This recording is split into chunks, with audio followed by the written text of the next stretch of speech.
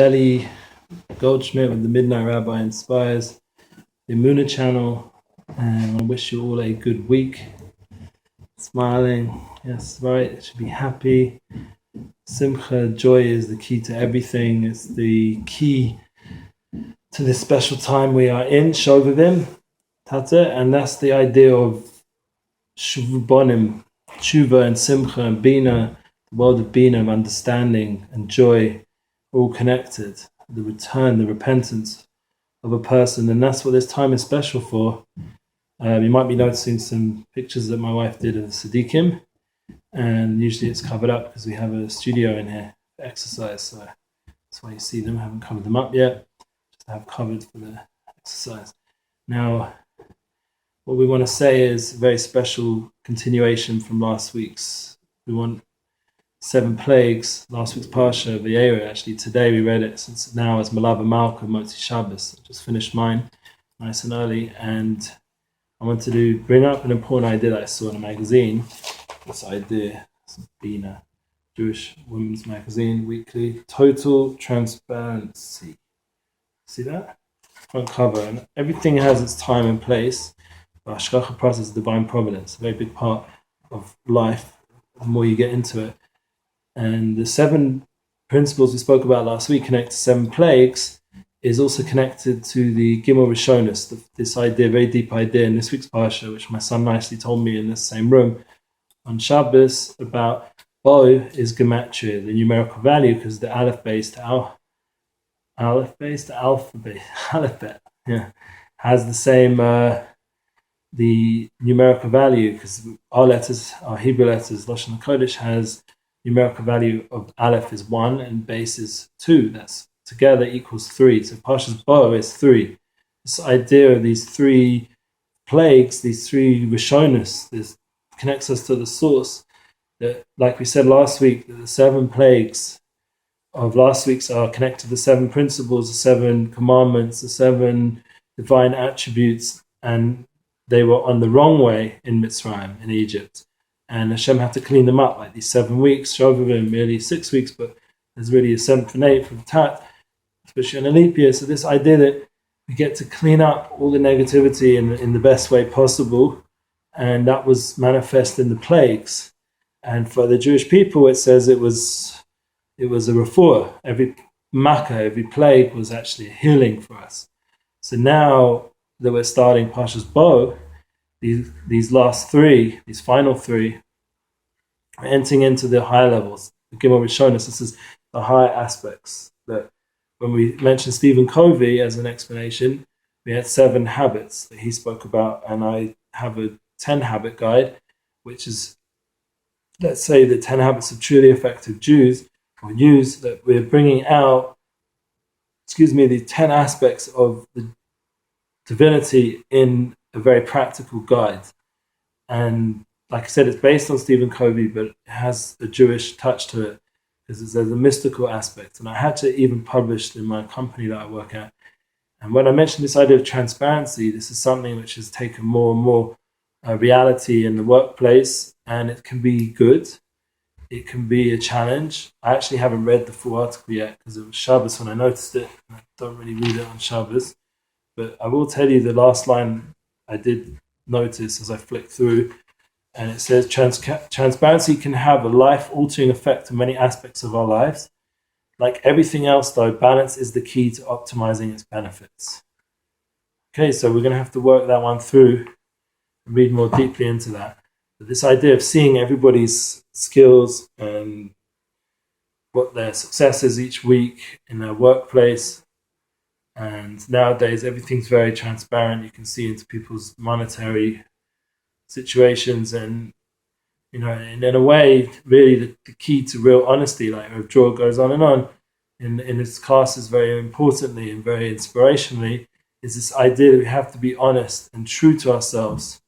And that's really how I want to connect into this 3rd level, that we're not trying to give over this picture that, I'm a tzaddik, so you're going to listen to me, I'm a righteous person. No, I'm a person who did tshuva at a certain time, the year 2000, a little bit before, and I'm a person who wants to be real and grow in a real way and give out the secrets that I've been blessed to hear and learn and experience that makes sense in a practical way that you can grow and share that. So these last three, and really the first three of creation, is this deep idea of Bo, of the last three plagues, which is the Arba. The Arba is the locust, and then we have the darkness, the Choshech, and then we have the Machas B'churis, the death of the firstborn. Now, how does that connect practically? So what I was saying from Stephen Covey is that he says the eighth principle, the eighth habit, is serving others. This idea of serving, this eighth habit. We're in a world of internet and technology, and everyone's interconnected. And that's like, this video is like YouTube, and it goes out, and millions of people are watching it. Is that right? Yeah, millions? I don't know. Doesn't really matter how many. The point is that it goes out there. So there's potential for many, many people. Almost, I think half the world are online. So this is the ability to interconnect everybody with wisdom and truth. And this is something that was never before, other than maybe in some other spiritual way, but never technologically. And this is a very powerful thing, all the interconnection that we're finding, and really what it brings people to this level of service, really, because you have the opportunity to present positive things and help inspire. I'm obviously thinking an optimistic way, and that's really what business is about, to service other people, that they should get their product in a healthy, positive way. That's what I do all week, and this is something very powerful in the positive sense. Now we see a world that's not as oy, and that's when we get to Choshech. Choshech is this darkness, and that's what the internet and technology, unfortunately, and the dependency on technology has created, where it's become addictive, it's become like overwhelming, where a person can't even like sit and look at his wife and his kids and focus, and we're all suffering that malady in some way. And that's the Choshech, it's the darkness that's descended on the world. And you don't have to go look far to find it. Just go on the street and look around and see everybody where they're holding in their phones and walking along. And if someone got hit in a car, they just by walking down the street and even see the car coming because it's so busy. And someone almost hit my son in a car. He was so busy texting and he didn't even notice that people were screaming. He almost just hit my son. He was walking on a very normal part of the pavement, and he decided to park over there. And he was on his machine, so, and we were screaming at him, and he was like, no, I'm in the middle of a machine, even though I just killed someone almost. It's crazy, yeah? And we won't go into how crazy it's got. You can just look at people's, the divorce rate and other things.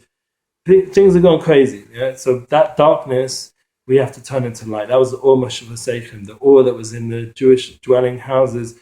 That was the kindness of Hashem, of God, that he poured that light for all those people that weren't into the dark lifestyle, that were into the light's lifestyle, they were into positivity, and they were using that ability to connect to everybody in a way that brought unity, that brings positive and more focused relationships, more connected.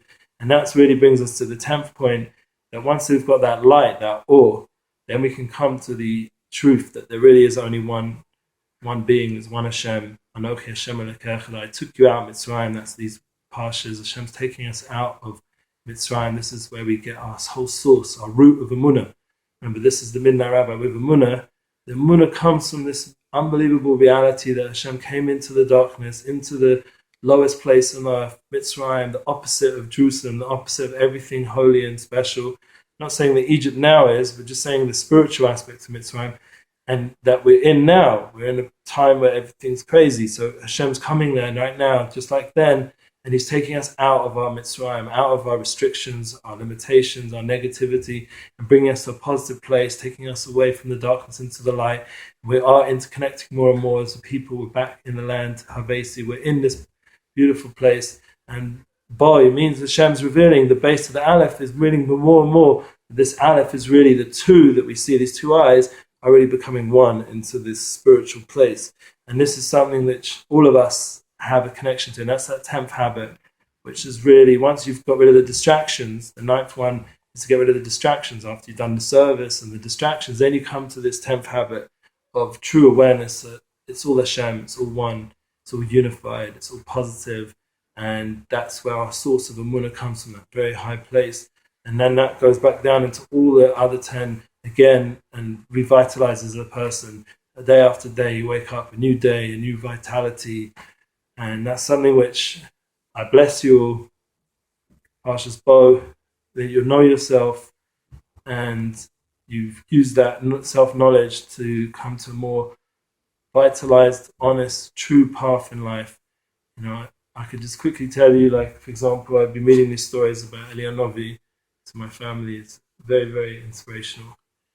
And this is a time where Eli Novi will mention us to the good and help mention the righteous Mashiach as Malav Malka.